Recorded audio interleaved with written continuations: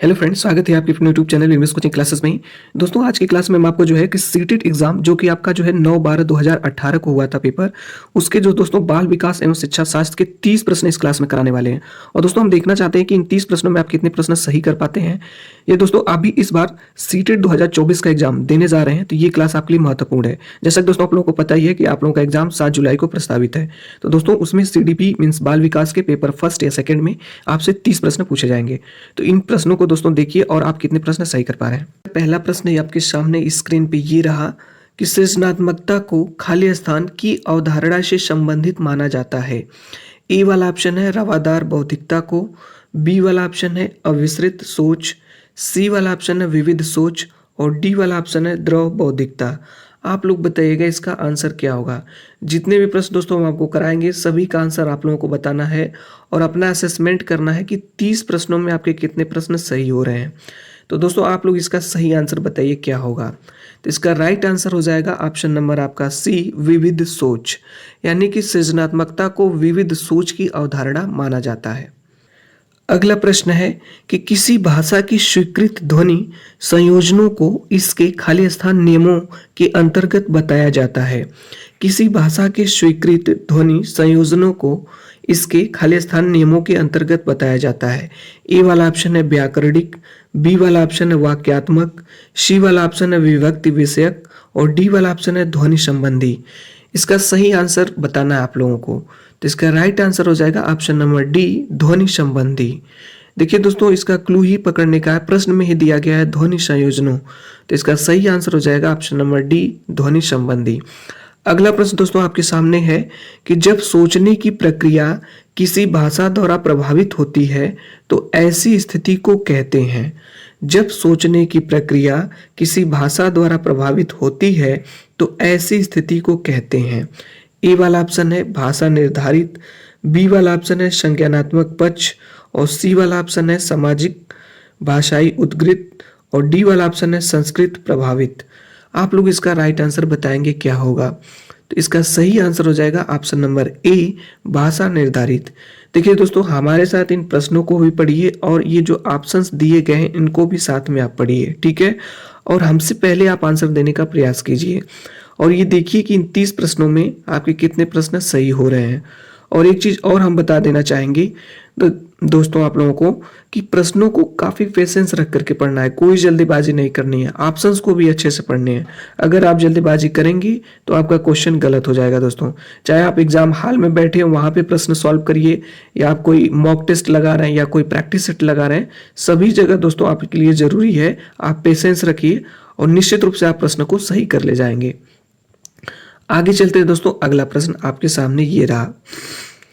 पूछा गया है कि अपने अनुभवों और लक्षणों के आधार पर उपकरणों में खराबी के कारण की परिकल्पना का परीक्षण कर रवि उपकरणों की मरम्मत करता है वह उपयोग करता है। फिर से प्रश्नों को दोस्तों हम लोग पढ़ते हैं। अगर आपको नहीं समझ में आएगा तो कम से कम 2 टाइम 3 टाइम प्रश्न को पढ़िए, लेकिन दोस्तों समझने का प्रयास जरूर करिएगा। अपने अनुभवों और लक्षणों के आधार पर उपकरणों में खराबी के कारण की परिकल्पना का परीक्षण कर रवि उपकरणों की मरम्मत करता है वह उपयोग करता है। ए वाला ऑप्शन है कलन विधि का, बी वाला ऑप्शन है मानसिक दृढ़ता का, सी वाला ऑप्शन है अनुमानी विधि का और डी वाला ऑप्शन है अंतर्दृष्टि का। बहुत ही अच्छा प्रश्न है, इसका सही आंसर आप लोगों को बताना है। तो इसका राइट आंसर हो जाएगा ऑप्शन नंबर सी, अनुमानी विधि का। आगे चलते हैं अगला प्रश्न दोस्तों।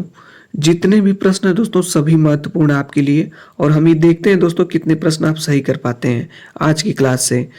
प्रश्न है कि दिव्या अक्सर निर्देशित कार्यों को छोटे छोटे हिस्सों में विभाजित कर आसान बना लेती है वह उपयोग करती है। दिव्या अक्सर निर्देशित कार्यों को छोटे छोटे हिस्सों में विभाजित कर आसान बना लेती है वह उपयोग करती है। ए वाला ऑप्शन है आपका द्वितीयक विस्तारण विधि का, बी वाला ऑप्शन है उपलक्ष्य विश्लेषण विधि का, सी वाला ऑप्शन है क्रियात्मक जड़ता नियामक विधि का और डी वाला ऑप्शन है कम करने की विधि का। आप लोग जल्दी से इसका राइट आंसर बताइए क्या होगा। तो इसका सही आंसर हो जाएगा ऑप्शन नंबर बी, यानी कि उपलक्ष्य विश्लेषण विधि का। अभी तक दोस्तों आपके कितने प्रश्न सही हुए आप देखते चलिए। अगला प्रश्न दोस्तों आपके सामने ये रहा। पूछा गया है कि पुरुष और महिला की भूमिकाओं का निर्धारण समाज करता है, यह कथन बताता है कि। बहुत ही अच्छा प्रश्न है दोस्तों। पुरुष और महिला की भूमिकाओं का निर्धारण समाज करता है, यह कथन बताता है कि। ए वाला ऑप्शन, लैंगिकता एक आनुवांशिक प्रतिभा है।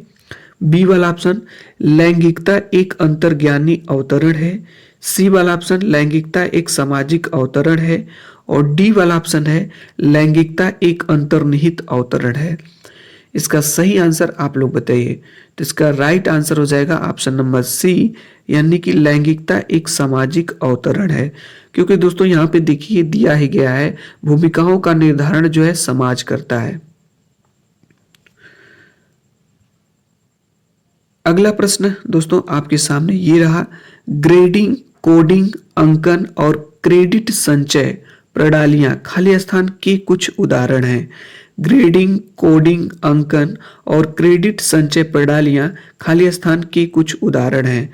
देखिए दोस्तों ये मत सोचिएगा कि ये सभी प्रश्न आपके लिए बहुत ही आसान है, ऐसा नहीं है। ये प्रश्न आप सबके लिए बहुत ही महत्वपूर्ण है। क्योंकि दोस्तों जो परीक्षा आपकी 9/2018 में हुई थी, ये पेपर दोस्तों यही क्वेश्चन उसमें पूछे गए थे। तो ये सभी प्रश्न आपके लिए महत्वपूर्ण है। अगर दोस्तों यहाँ से आप ज़्यादा से ज़्यादा प्रश्न सही करते हैं दोस्तों, तो दोस्तों ये सोच लीजिएगा कि आपकी तैयारी बहुत अच्छी हुई है। ठीक है, चलिए दोस्तों, तो इसका आंसर आप लोग बताएंगे क्या होगा। इसका सही आंसर आप लोगों को बताना है। तो इसका राइट आंसर हो जाएगा ऑप्शन नंबर सी, अधिगमकर्ताओं की उपलब्धि के आकलन की गणन विधि। अगला प्रश्न है दोस्तों, ये भी आपके लिए बहुत ही महत्वपूर्ण है। पूछा गया है कि अधिगमकर्ताओं की उपलब्धि का आकलन शिक्षकों की सहायता करता है। अधिगमकर्ताओं की उपलब्धि का आकलन शिक्षकों की सहायता करता है। ए वाला ऑप्शन है शिक्षण अधिगम विधियों की प्रभावशीलता का मूल्यांकन करने में। बी वाला ऑप्शन है कक्षाओं में अधिगमकर्ताओं की क्षमता समूह बनाने में। सी वाला ऑप्शन है शिक्षण के लिए गतिविधियों की सूची तैयार करने में। और डी वाला ऑप्शन है अधिगमकर्ताओं के प्रदर्शन का रिकॉर्ड रखने में। इसका राइट आंसर क्या होगा आप लोग बताइएगा। तो इसका सही आंसर और सबसे बेस्ट आंसर हो जाएगा ऑप्शन नंबर ए, शिक्षण अधिगम विधियों की प्रभावशीलता का मूल्यांकन करने में। अगले प्रश्न में चलते हैं दोस्तों। अगला प्रश्न आपके सामने ये रहा। समावेशी शिक्षा खाली स्थान किस सिद्धांत पर आधारित है। समावेशी शिक्षा किसके सिद्धांत पर आधारित है। ए वाला समता एवं समान अवसर। बी वाला ऑप्शन सामाजिक अस्तित्व एवं वैश्वीकरण। सी वाला ऑप्शन है विश्व बंधुता। और डी वाला ऑप्शन है सामाजिक संतुलन। तो इसका सही आंसर क्या होगा जल्दी से आप लोग बताएंगे। तो इसका राइट आंसर हो जाएगा ऑप्शन नंबर ए, समता एवं समान अवसर। अगले प्रश्न पे चलते हैं। दिव्यांग जन अधिकार अधिनियम वर्ष में लागू किया गया। दिव्यांग जन अधिकार अधिनियम किस वर्ष में लागू किया गया आप लोग बताइएगा। यहाँ पे इसका राइट आंसर क्या होगा। 1995, 1999, 2016, 1992। जल्दी से इसका राइट आंसर आप लोग बताएं। तो इसका सही आंसर हो जाएगा ऑप्शन नंबर सी, 2016 में। ये प्रश्न दोस्तों कई बार आपके एग्जाम में पूछा जा चुका है। अगली प्रश्न पे चलते हैं। अगला प्रश्न, व्यक्तिगत विविधताओं वाले बच्चों को पढ़ाने के लिए ऐसे विद्यालय होने चाहिए जहां शिक्षक। व्यक्तिगत विविधताओं वाले बच्चों को पढ़ाने के लिए ऐसे विद्यालय होने चाहिए जहां शिक्षक। ए वाला ऑप्शन विविध अधिगम आवश्यकताओं के अनुसार विभिन्न शिक्षण अधिगम प्रविधियों का प्रयोग करने में प्रशिक्षित हो। बी वाला ऑप्शन देखिए विशिष्ट व्यक्तिगत विविधताओं वाले बच्चों को पढ़ाने के लिए प्रशिक्षित हो। सी वाला ऑप्शन देखेंगे हम लोग बच्चों को समरूप अधिगमकर्ता बनाने में प्रशिक्षित हो। और डी वाला ऑप्शन है व्यक्तिगत विविधताओं के आधार पर वर्गीकृत की गई कक्षाओं के विभिन्न वर्गों में पढ़ा सके। तो इसका सही आंसर आप लोग बताएंगे। इसका राइट आंसर हो जाएगा ऑप्शन नंबर ए, यानी कि विविध अधिगम आवश्यकताओं के अनुसार विभिन्न शिक्षण अधिगम प्रविधियों का प्रयोग करने में प्रशिक्षित हो। देखिए दोस्तों प्रश्न के थोड़े से बड़े हैं, ऑप्शंस भी बड़े हैं। आपको दोस्तों कोई जल्दबाजी नहीं करनी है, ठीक है। अच्छे से प्रश्न को पढ़ना है और ऑप्शंस को भी पढ़ने हैं। नहीं समझ में आए तो 2 से 3 बार दोस्तों अच्छे से पढ़िए उसको। आगे चलते हैं दोस्तों। अगला प्रश्न, ये भी दोस्तों फैक्ट बेस्ड क्वेश्चन है।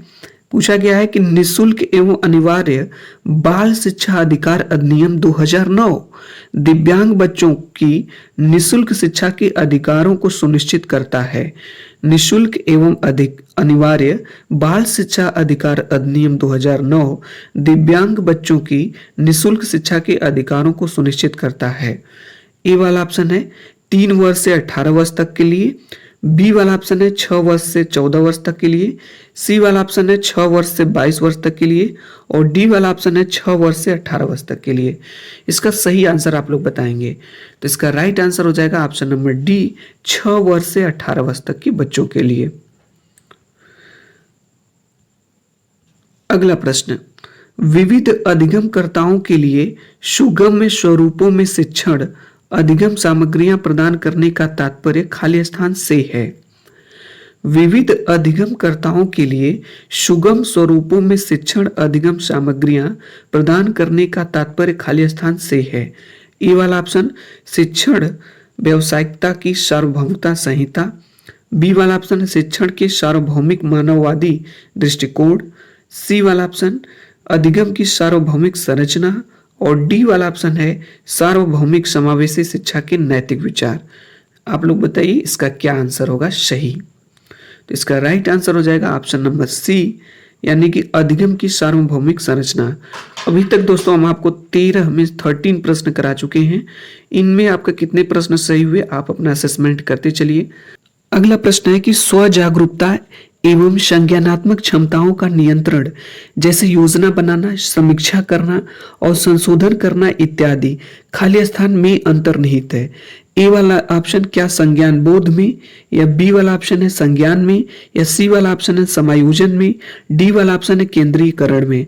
इसका राइट आंसर आप लोग बताइएगा। तो इसका सही आंसर हो जाएगा ऑप्शन नंबर ए, संज्ञान बोध में। अगला प्रश्न है, जब बच्चे प्राप्त की गई सूचनाओं की व्याख्या करने के लिए अपने अनुभवों के आधार पर सोचते हैं तो उसे कहा जाता है। जब बच्चे प्राप्त की गई सूचनाओं की व्याख्या करने के लिए अपने अनुभवों के आधार पर सोचते हैं तो उसे कहा जाता है क्या यहाँ पे देखिए, क्या सृजनात्मक सोच कहा जाता है, या अमूर्त सोच कहा जाता है, या मूर्त सोच कहा जाता है, या प्रतिक्रियावादी सोच कहा जाता है। इसका सही आंसर आप लोग बताएंगे क्या होगा। तो इसका सही आंसर हो जाएगा ऑप्शन नंबर सी, मूर्त सोच। अगला प्रश्न है कि अधिगमकर्ताओं को व्यक्तिगत क्षमता के आधार पर उनकी कठिनाइयों के विभिन्न स्तरों को ध्यान में रखते हुए पढ़ने की विधि को कहा जाता है। अधिगमकर्ताओं को व्यक्तिगत क्षमता के आधार पर उनकी कठिनाइयों के विभिन्न स्तरों को ध्यान में रखते हुए पढ़ने की विधि को खाली स्थान कहा जाता है। ए वाला ऑप्शन क्या चयनित अनुदेशन कहा जाता है, बी वाला ऑप्शन सटीक शिक्षण कहा जाता है, सी वाला ऑप्शन त्रुटिहीन अनुदेशन कहा जाता है और डी वाला ऑप्शन में विभेदी अनुदेशन कहा जाता है। आप लोग बताइए इसका क्या सही आंसर होगा। तो इसका राइट आंसर हो जाएगा ऑप्शन नंबर डी, विभेदी अनुदेशन। अगला प्रश्न है कि प्रतिपालन अधिगम का एक विशिष्ट चरण है जो अधिगम के खाली स्थान चरण को पूर्ववर्ती है। क्वेश्चन हमारा है, प्रतिपालन अधिगम का एक विशिष्ट चरण है जो अधिगम के खाली स्थान चरण का पूर्ववर्ती है। ए क्या अभिप्रेरण है, बी आत्मनिर्भरता है, या सी सामान्यीकरण है, या डी अधिग्रहण है। इसका सही आंसर आप लोगों को बताना है। तो इसका राइट आंसर हो जाएगा ऑप्शन नंबर सी, यानी कि सामान्यीकरण। अगले प्रश्न पे चलते हैं। जनजोग का यह मानना है कि संज्ञान और भाव खाली स्थान होते हैं। ए स्वतंत्र होते हैं, बी अंतर संबंधित होते हैं, सी एकीकृत होते हैं, या डी अन्योन्याश्रित होते हैं। इसका सही आंसर आप लोगों को बताना है। तो इसका राइट आंसर हो जाएगा स्वतंत्र होते हैं। अगला प्रश्न हमारा है कि पहले से सीखे हुए कार्यों में सुधार लाने के लिए शिक्षक बच्चों को प्रदर्शन देकर सिखा रहा है। वह शिक्षण की खाली स्थान विधि का प्रयोग कर रहा है। प्रश्न को दोस्तों फिर से हम लोग पढ़ते हैं कि पहले से सीखे हुए कार्यों में सुधार लाने के लिए शिक्षक बच्चों को प्रदर्शन देकर सिखा रहा है। वह शिक्षण की खाली स्थान विधि का प्रयोग कर रहा है। किस शिक्षण विधि का प्रयोग कर रहा है? ऑप्शन ए अवलोकन, ऑप्शन बी संशोधन, ऑप्शन सी प्रतिरूपण, ऑप्शन डी अनुकरण। इसका सही आंसर आप लोगों को बताना है क्या होगा। तो इसका राइट आंसर हो जाएगा ऑप्शन नंबर सी, प्रतिरूपण। आगे चलते हैं दोस्तों, अगला प्रश्न। मैन और जैनिस के अनुसार निर्णय लेने वाले बच्चे समस्या का विश्लेषण करते हैं, विकल्पों की सूची बनाते हैं और इसके फायदे और नुकसान के प्रत्येक पहलू पर विचार करते हैं, उनका व्यवहार प्रस्तुत करता है। ए वाला ऑप्शन सतर्क, बी वाला ऑप्शन है निर्वर्तमान, सी वाला ऑप्शन है निरंकुश और डी वाला ऑप्शन है चौकस। आप लोग बताइएगा इसका आंसर क्या होगा। इसका आंसर हो जाएगा ए वाला ऑप्शन हो जाएगा, वे बच्चे सतर्क हैं। अगला प्रश्न है, एक समस्या सुधारक बच्चा खाली स्थान विचार के आधारों पर कथनों की सच्चाई या संभावना का मूल्यांकन करता है। एक समस्या सुधारक बच्चा खाली स्थान विचार के आधारों पर कथनों की सच्चाई या संभावना का मूल्यांकन करता है। ए सौंदर्य बोध, बी अमूर्त, सी तार्किक या डी सृजनात्मक। आप लोग बताएंगे इसका क्या आंसर होगा। तो इसका सही आंसर हो जाएगा ऑप्शन नंबर सी, तार्किक। आगे चलते हैं दोस्तों, अगला प्रश्न। प्रश्न हमारा है कि जिस दिए गए कार्य को करते समय बच्चे स्वयं आनंद लेते हुए अनुभव प्राप्त करते हैं, उसे कहा जाता है। जिस दिए हुए कार्य को करते समय बच्चे स्वयं उसमें इंटरेस्ट लेते हैं और अनुभव प्राप्त करते हैं, उसे कहा जाता है। ए वाला ऑप्शन उपभोक्ता प्रकार का कार्य, बी वाला ऑप्शन निर्णयात्मक प्रकार का कार्य, सी वाला ऑप्शन समस्यात्मक प्रकार का कार्य, डी वाला ऑप्शन ड्रिल और अभ्यास कार्य। इसका सही आंसर आप लोग बताएंगे। तो इसका राइट आंसर हो जाएगा ऑप्शन नंबर ए, उपभोक्ता प्रकार का कार्य। अगला प्रश्न हमारा है कि बहुसंवेदी शिक्षण अधिगम की प्रविधि में अधिगम संवर्धन हेतु दृश्य, श्रव्य, स्पर्श और खाली स्थान संवेदनाओं का एक साथ प्रयोग किया जाता है। ए वाला ऑप्शन कर्ण कोटर का, बी वाला ऑप्शन प्रत्यक्षीकरण का या सी अवलोकन या डी वाला ऑप्शन गतिबोधक। आप लोग बताइए इसका सही आंसर क्या होगा। इसका सही आंसर हो जाएगा ऑप्शन नंबर डी, गतिबोधक। अगले प्रश्न में चलते हैं दोस्तों। अगला प्रश्न हमारा है कि शरीर के केंद्रीय भाग से परिधियों या अग्रांकों की ओर का विकास दर्शाता है। शरीर के केंद्रीय भाग से परिधियों या अग्रांकों की ओर का विकास दर्शाता है। ए विकेंद्रीकृत विकास के सिद्धांतों को, बी मध्यवाह विकास के सिद्धांतों को, सी सोपानीय विकास के सिद्धांतों को, डी विकरणीय विकास के सिद्धांतों को। इसका राइट आंसर क्या होगा आप लोग बताइएगा। इसका सही आंसर हो जाएगा ऑप्शन नंबर बी, मध्यवाह विकास के सिद्धांतों को।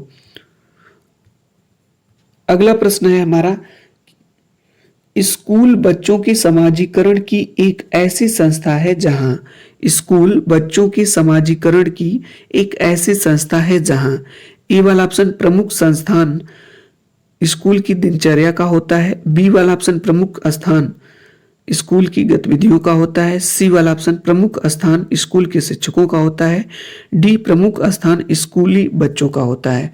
इसका सही आंसर आप लोगों को बताना है। तो इसका सही आंसर हो जाएगा ऑप्शन नंबर डी, प्रमुख स्थान स्कूली बच्चों का होता है।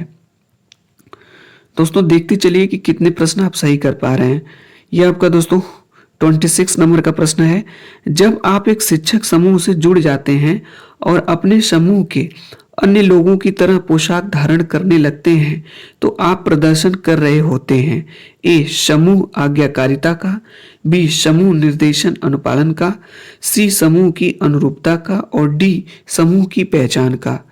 आप बताइए इसका सही आंसर क्या होगा आप लोग। इसका राइट आंसर हो जाएगा ऑप्शन नंबर सी, समूह की अनुरूपता का। आगे चलते हैं दोस्तों, अगला प्रश्न है। जितने भी प्रश्न दोस्तों आज की क्लास में सभी आपके लिए महत्वपूर्ण है। 27 नंबर का प्रश्न है कि किसी वस्तु के अस्थायित्व की अवधारणा पियाजे के विकास के खालिस्तान चरण में प्राप्त हो जाती है। किसी वस्तु के अस्थायित्व की अवधारणा पियाजे के विकास के खालिस्तान चरण में प्राप्त हो जाती है। किस चरण में। ए पूर्व परिचालन, बी मूर्त परिचालन या सी औपचारिक परिचालन अवस्था में या डी संवेदी गामक अवस्था में। इसका सही आंसर हो क्या होगा आप लोग बताइएगा। इसका राइट आंसर हो जाएगा ऑप्शन नंबर डी, संवेदी गामक अवस्था में। अगला प्रश्न दोस्तों है, व्यक्तिगत शिक्षा कार्यक्रम की योजना खाली स्थान के संदर्भ में बनाई जाती है। व्यक्तिगत शिक्षा कार्यक्रम की योजना किसके संदर्भ में बनाई जाती है? ए वाला ऑप्शन बाल केंद्रित शिक्षा कार्यक्रम के संदर्भ में, या बी वाला ऑप्शन मुक्त विद्यालयी शिक्षा कार्यक्रम के संबंध में, या सी वाला ऑप्शन ई अधिगम शिक्षा कार्यक्रम के संबंध में, या डी वाला ऑप्शन विशेष शिक्षा कार्यक्रम के संदर्भ में। इसका राइट आंसर आप लोगों को बताना है। तो इसका राइट आंसर हो जाएगा ऑप्शन नंबर ई, बाल केंद्रित शिक्षा कार्यक्रम के संदर्भ में। आगे चलते हैं दोस्तों, आज की क्लास का सेकेंड लास्ट प्रश्न है, खाली स्थान। महीनों की आयु के बीच अधिकांश बच्चे शब्दों को मिलाकर छोटे छोटे वाक्यों में बोलना शुरू कर देते हैं। यानी कि किस वर्ष तक दोस्तों यहाँ पे देखिए दिया गया है, महीनों की आयु के बीच अधिकांश बच्चे शब्दों को मिलाकर छोटे छोटे वाक्यों में बोलना शुरू कर देते हैं। यानी दोस्तों कितने महीने से लेकर के कितने महीने तक के जो बीच के बच्चे हैं जो शब्दों को मिला करके पढ़ना मीन्स उसको बोलना शुरू कर देते हैं। ए वाला ऑप्शन 18 से 24 महीने के बच्चे, या 24 से 30, या 30 से 36, या 12 से 18। आप लोग बताइएगा इसका आंसर क्या होगा। तो इसका सही आंसर हो जाएगा ए वाला 18 से 24 महीने के बच्चे। आज की क्लास का दोस्तों अंतिम प्रश्न है कि बुद्धिलब्धि या आईक्यू की अवधारणा दी गई। यानी बुद्धिलब्धि या आईक्यू की अवधारणा किस मनोवैज्ञानिक ने दिया है? ए वाला ऑप्शन विने के द्वारा, बी स्टर्न के द्वारा, सी टर्मन के द्वारा, डी गेल्टॉन के द्वारा। इसका राइट आंसर आप लोग बताइएगा। तो इसका सही आंसर हो जाएगा ऑप्शन नंबर बी, स्टर्न के द्वारा। तो दोस्तों आज की क्लास में हम आपको सीडीपी यानी कि बाल विकास की 30 प्रश्न कराए दोस्तों। ये सभी प्रश्न दोस्तों PYQ यानी प्रीवियस ईयर क्वेश्चन पूछे गए थे। इसमें कितने प्रश्न सही हुए आप कमेंट्स बॉक्स के माध्यम से जरूर बताइए दोस्तों। यदि यह क्लास आप लोगों को दोस्तों अच्छी लगी हो तो हमारे इस चैनल को सब्सक्राइब कर लीजिए और दोस्तों वीडियो को अवश्य ही लाइक कर लीजिए।